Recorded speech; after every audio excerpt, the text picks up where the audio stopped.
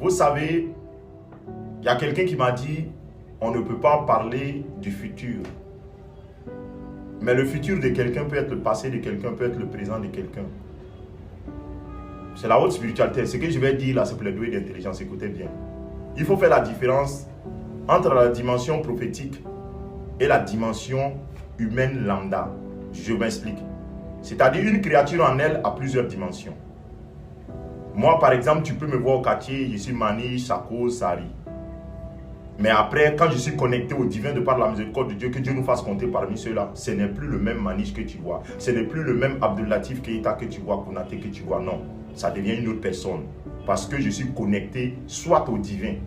C'est pareil pour le monde des diables. C'est pareil pour le monde des génies.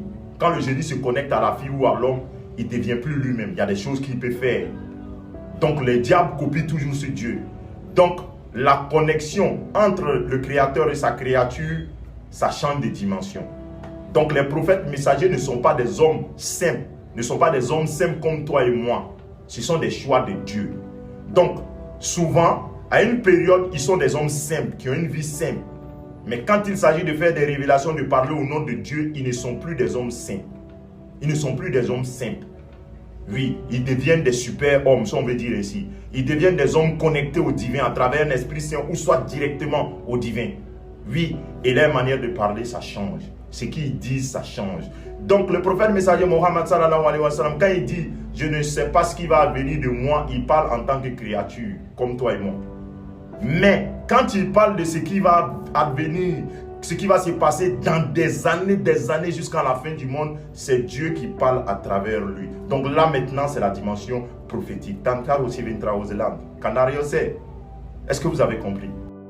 Donc il faut faire la différence entre la dimension prophétique, la connexion entre le Créateur suprême et sa créature, et la dimension de la créature simple.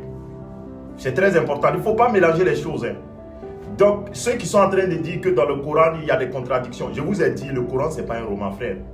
Jusqu'à la fin des temps, aucune créature ne peut aller à l'encontre, ne peut contredire le Coran. Je vous ai dit, c'est le plus grand miracle. Moi, je ne suis pas dans Dagbashi 1945. Oui, ils ont dit ça. Si tu fais une lecture méthodique, tu expliques ça méthodiquement, tu as expliqué comme tu as compris. Mais le Créateur suprême dit, le livre là, avant de lire là, il faut être saint. Avant de comprendre ce livre-là, il faut te purifier parce que c'est lui qui explique le livre-là. Il a dit ça dans le livre. Et puis ce que tu es en train de faire là, il a expliqué encore dans le livre. Et il y a des gens qui t'ont précédé, qui étaient plus futés que toi, qui étaient plus instruits que toi, qui ont échoué, qui ont tapé poteau. Donc, l'Injil, la Torah, le Coran, il n'y a pas de contradiction. C'est juste l'Injil, la Torah, je vous ai dit, c'est une partie du Coran. Moi, je suis dans